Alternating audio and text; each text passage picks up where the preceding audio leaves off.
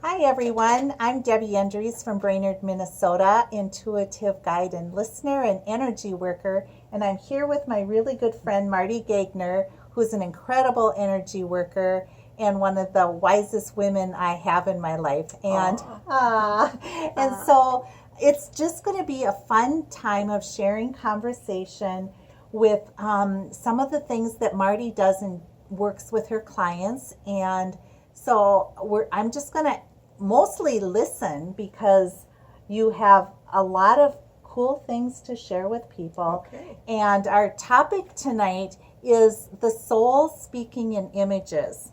And so Marty is just inviting us to open that box or get out of the box that we're in. Yes. And so before we get started, though, I would really like for you to share with people what it is that you do and Okay. how it impacts your clients. Okay. Well, the first thing, or actually the main thing I do, and was the biggest thing that I started doing, was getting involved with dream work. Just due to some of the most powerful dreams that I had as a younger person, not even knowing what they meant at that time. And as time went on, I became more and more educated about it and very passionate about it, because one of the things that I did learn is that the soul, which is another word for psyche, actually psyche is an ancient Greek word that means soul, is where most of the dreams, not all, but most of the dreams come from. So the purpose of those dreams coming to the surface is to help us discover our own inner truth, our own inner fallacies, see ourselves in the way that we really truly are as a divine creature, Right. and to be okay with it, and not necessarily always be expecting ourselves to be what we think we should be.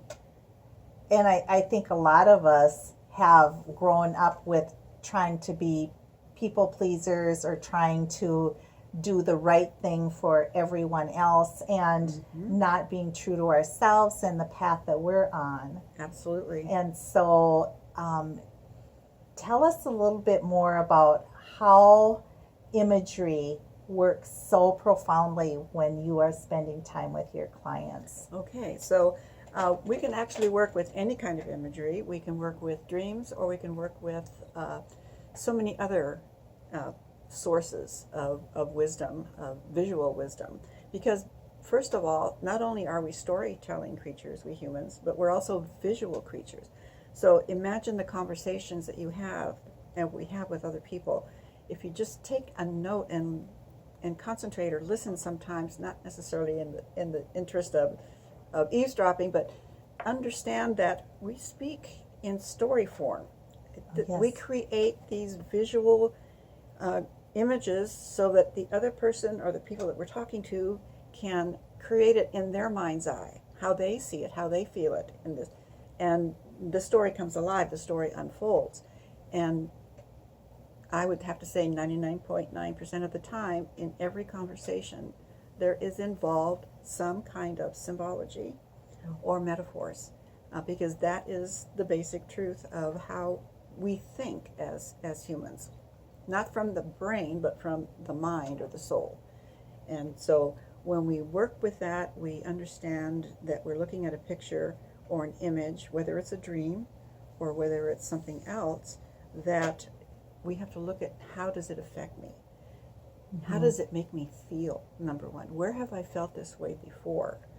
Um, what is the common denominator? If this dream or this picture has captured my attention now, there's a hook, and there's a reason. So if I can kind of get close to a situation that's happening in my life now, that this imagery, if I look at it and understand the feeling behind it, I can start getting a grasp on how better to address it Mm-hmm. for my highest good and the highest good of those also involved.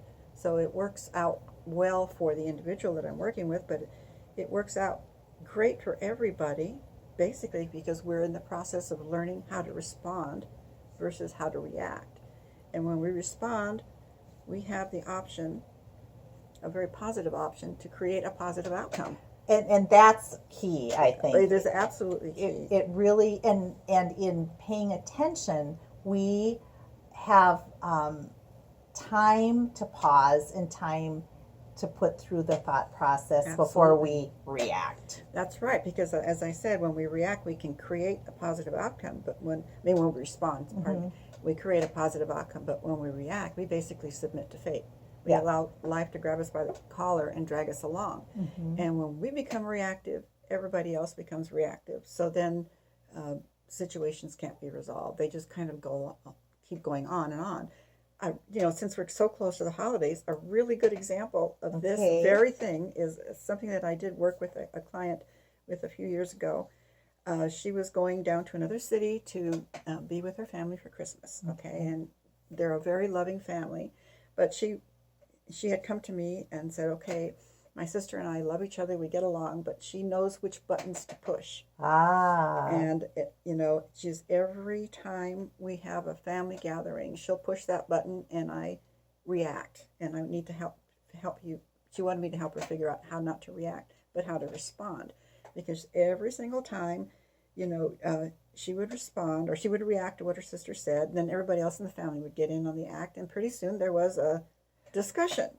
So that's typical of families. But one person choosing to respond can change the entire dynamic. It doesn't happen overnight, but if we're consistent with it, it works. It's breaking a pattern. It's breaking a pattern, and that's exactly the other thing that I want to talk about. Thank you. Good. Yes, good. Yeah.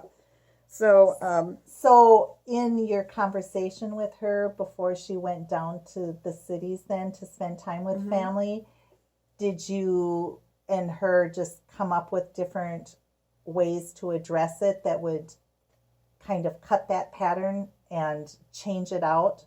Well, basically what I asked her to do, because I didn't want her to do anything that I said, was that she had to figure out how it resonated for her. Okay. So I said, you have to figure out exactly what it is that you're feeling when those buttons are pushed or when those things are said, and come up with the responses that you can say that speak your truth. Like, answer the question. If it's a question, answer the question with a question. For example, why would you say that, or why did you ask that?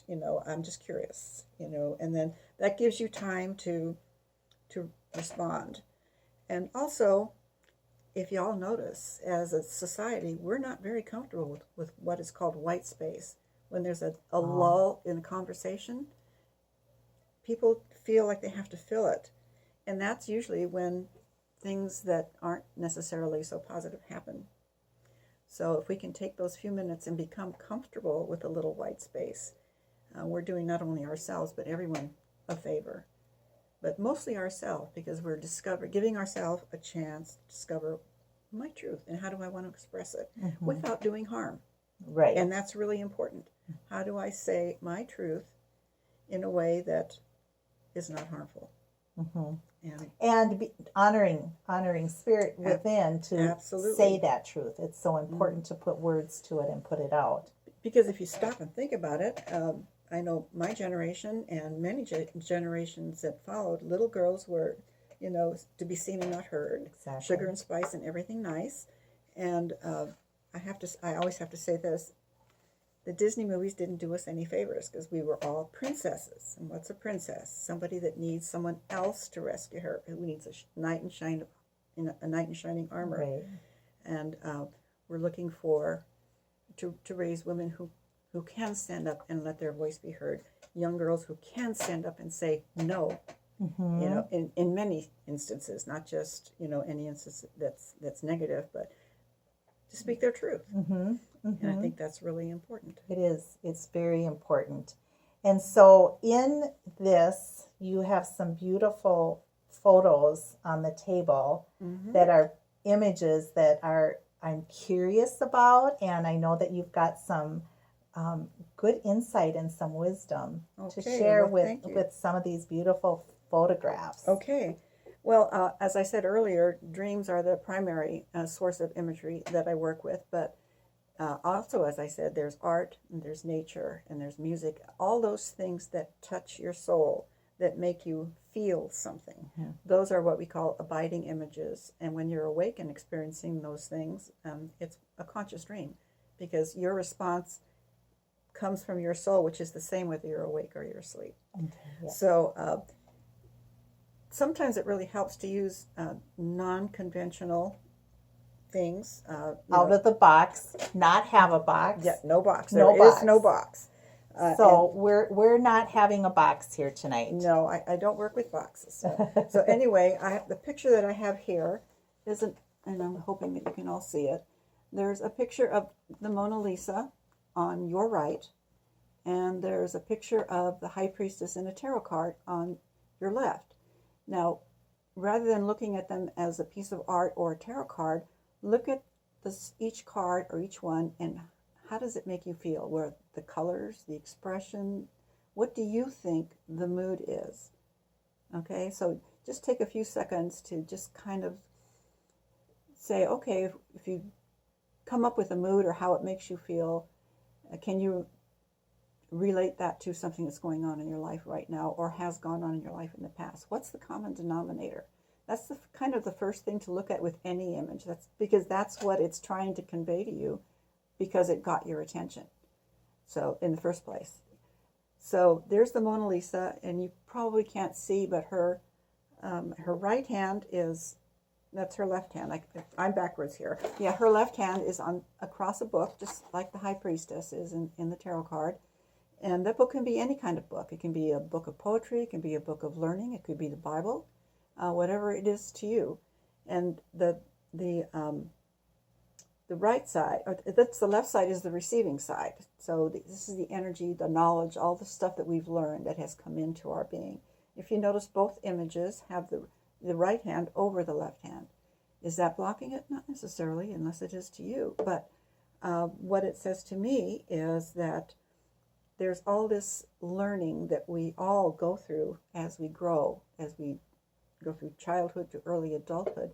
We reach a certain age where we start becoming a little bit more discriminatory. Carl Jung, the psychologist, would call it individuation, that process where we start finding out who we really are. Mm. So this doesn't mean I'm rejecting the old, but it means that maybe I'm looking at it and seeing, how is it still my truth? Mm-hmm. Is it, do I want to expand on it? Can I evolve it?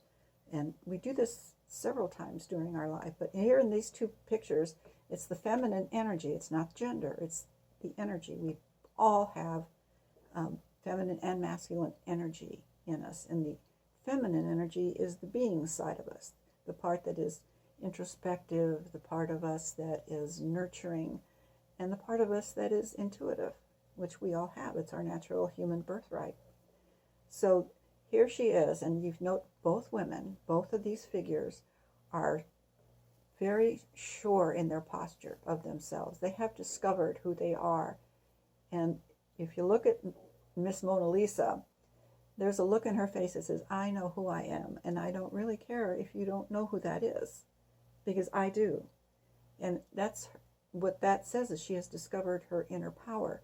When we all do that, we also discover our own intuitive abilities. And I'm not talking what the world calls psychic, right. Although I will address that briefly here, because it's just a word, and it's a word that has to do with a whole lot of stuff.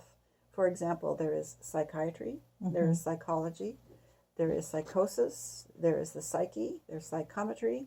So all that means is that it is of the mind. It's not tangible. You can't touch it.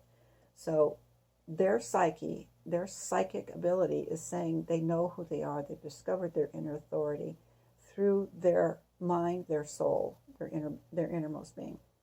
So that is basically what these two images are trying to say. Mm-hmm. And it's just, I find it interesting that one is a famous piece of art. I don't even know what century it was, but they are centuries apart, because this particular High Priestess card is from a new deck. So definitely.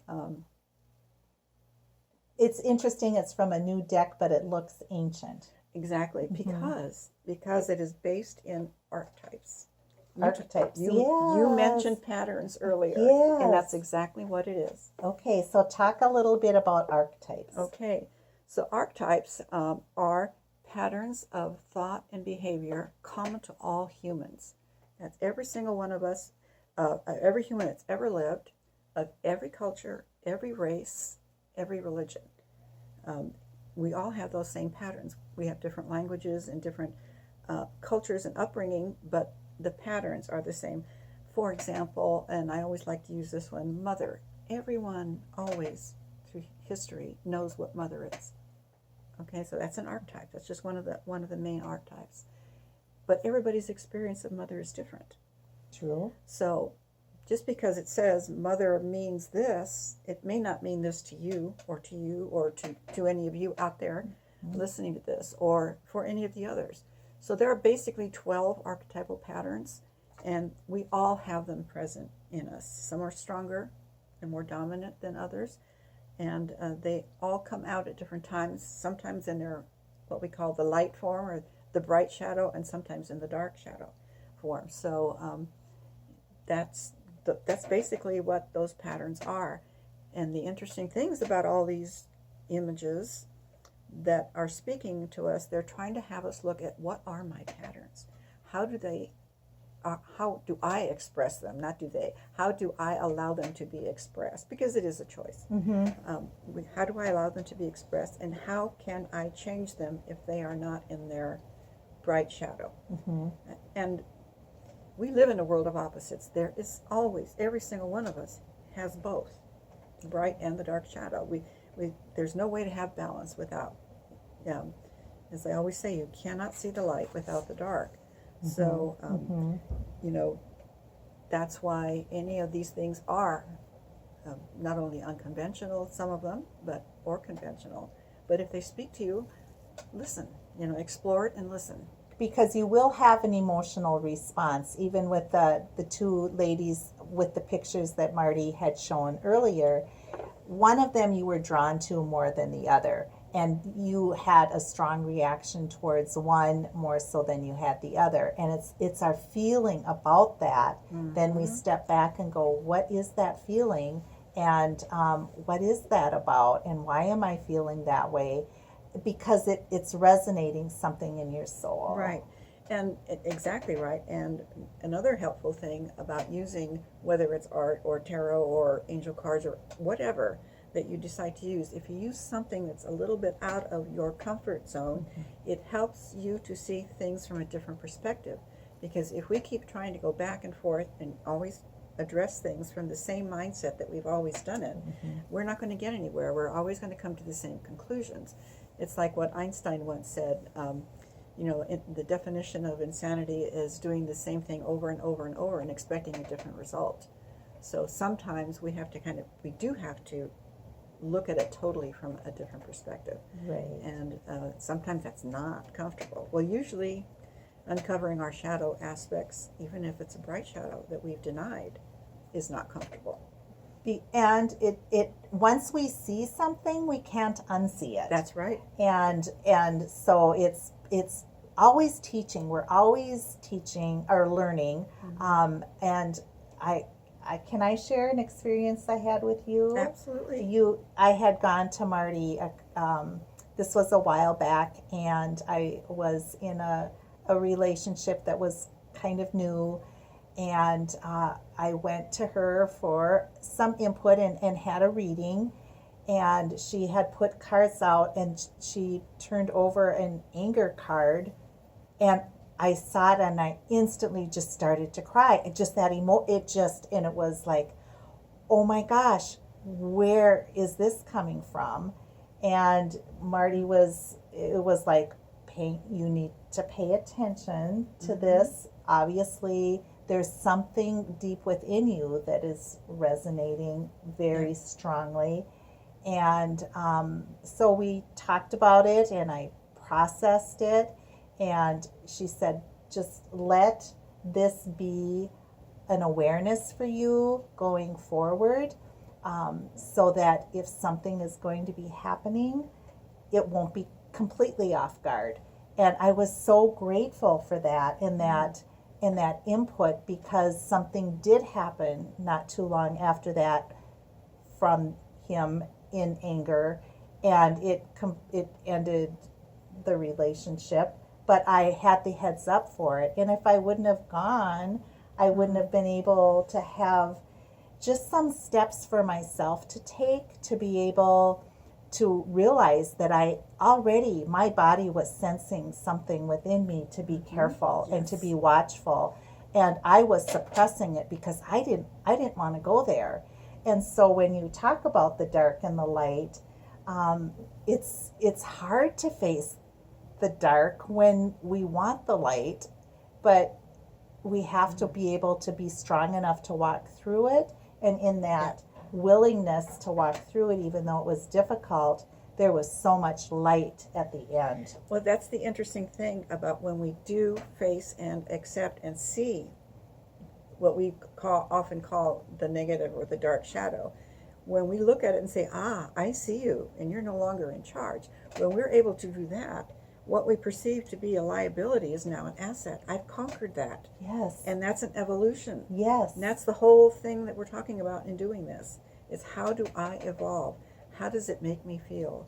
How do I, why am I spending so much energy being who I think I should be, rather than being who I'm not? I mean, why am I spending so much time being who I'm not, is what I meant to say, rather than finding out who I really am. Well, and we're all learning. I mean, Yep. life, and we have situations, and life is always change, and sometimes it's with ease and grace, and sometimes it's with thunderstorms and Yep. lightning. Oh, yeah. And so with all of this wonderful conversation, I just am wanting to encourage you, if you're wanting to spend some time with Marty and have a session with her, I will put her information out. What is your website? It's dreamworkwellness.com. dreamworkwellness.com. Right.